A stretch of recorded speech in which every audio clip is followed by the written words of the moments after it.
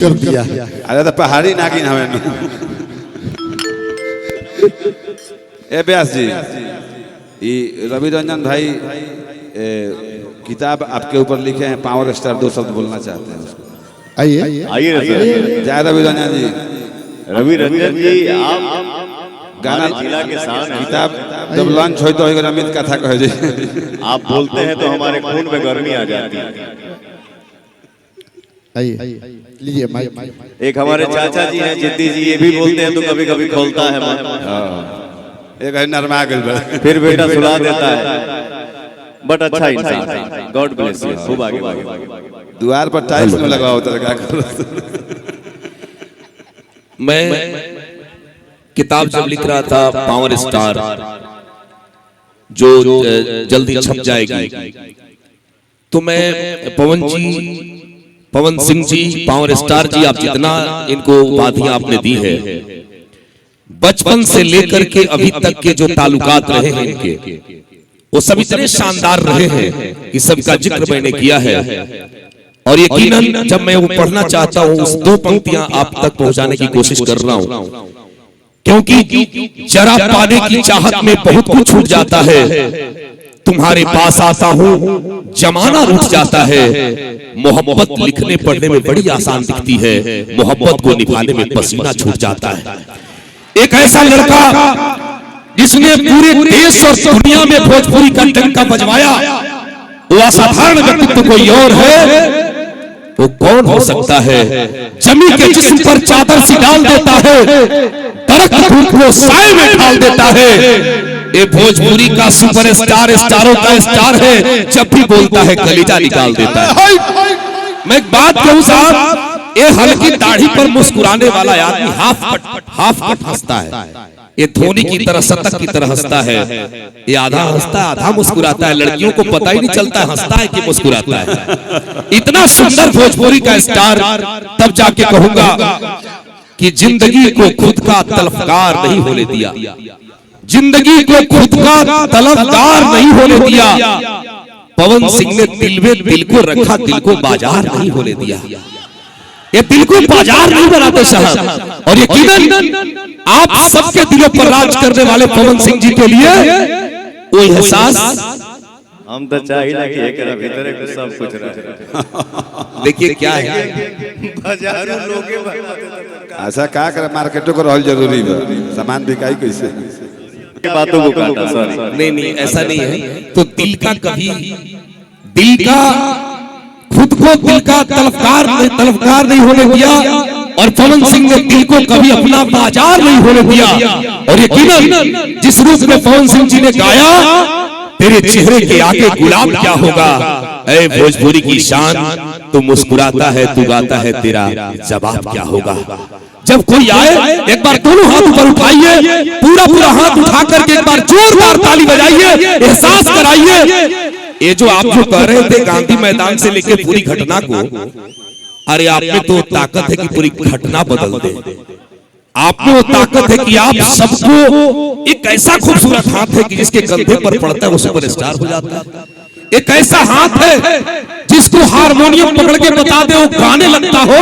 और जितने लोग मंचों पर बैठे हैं, सीना ठोक के कहिए, जब ये व्यक्ति गाता है तो चांद भी मुस्कुरा के कहता है, पवन सिंह तू गजल गाता है तो इस करने का मन करता है। इसलिए ये झूठी बड़ाई नहीं है। ये दुनिया के सभी सुपरस्टार को आप चाहें तो अपनी पंक्तियों में खड़ा कर सकते हैं। इसलिए भोजपुरी को नाज है, यदि हिंदी सिनेमा को नाज है कि हमारे पास अमिताभ बच्चन है, क्रिकेट को नाज है कि हमारे पास सचिन तेंदुलकर है, तो हम भोजपुरी वासियों को नाज है कि हमारे पास पवन सिंह।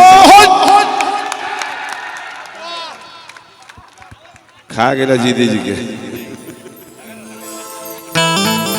व्यास जी,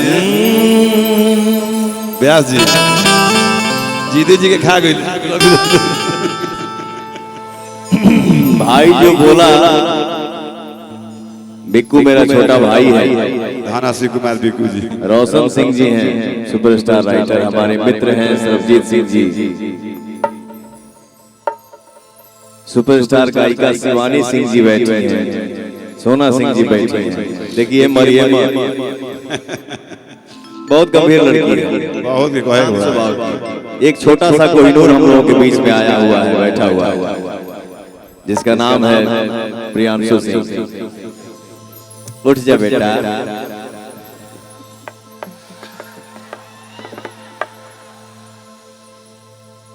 आहा, देखिए एक कलाकार मेहनत करता है बट आपका आशीर्वाद मिलता है, उसमें चार चांद लग जाता है। ये लड़का आज भोजपुरी का एक हिस्सा है, सुपरस्टार है, और आगे और मेहनत करेंगे। और भी मेरा एक लड़का है सरगम, पीछे का पीछे रहता है सरगम, पुतरे कमरिया जिंदगी भर रही है 55.6761। ऐसे ही ध्यान रखो, हमेशा एक जैसा रहे, फर्क ना पड़े बेटा। इनका जैकेट नंबर छापत थी राशि। सरगम आकाश जी के लिए एक जोरदार ताली हो जाए भैया। जैकेट नंबर छापत थी राशि। इतना अच्छा भाव आपने बताया।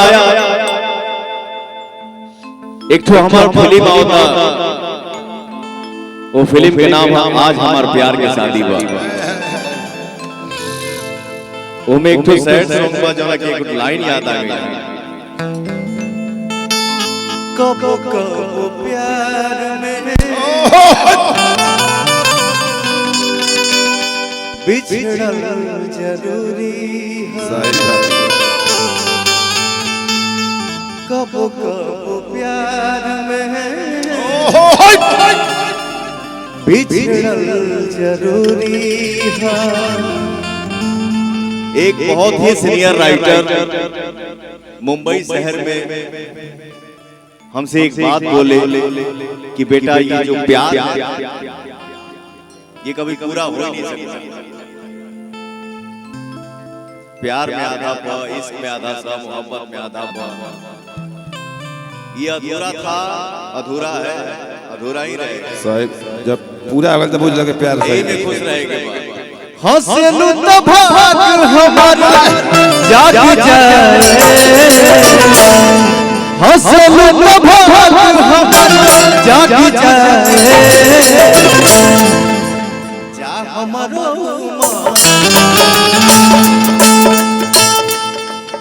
कितना अच्छा लागेला जब पौनवा गावेला।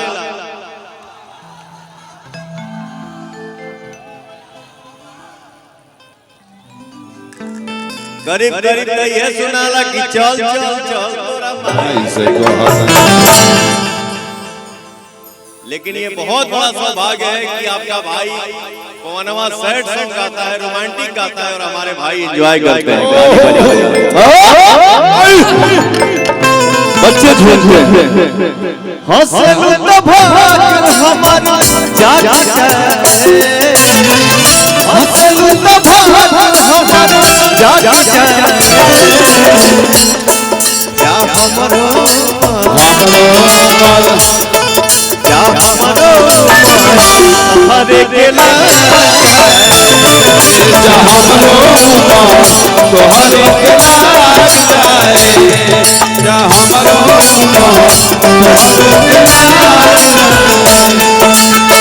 हंसलू तो भाग हमारा जाग जाए, हंसलू तो भाग हमारा जाग जाए, जा हमरो हरे के लाल,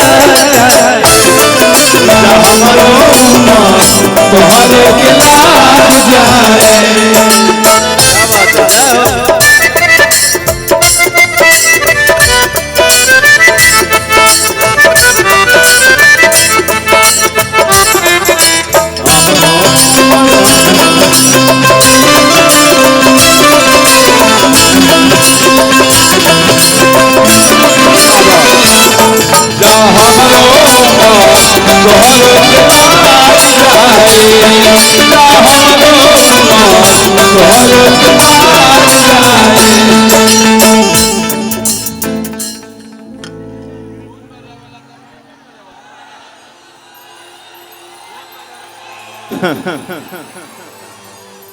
अजय सदा सुहागिन रहा, सादा सुहागिन रहा।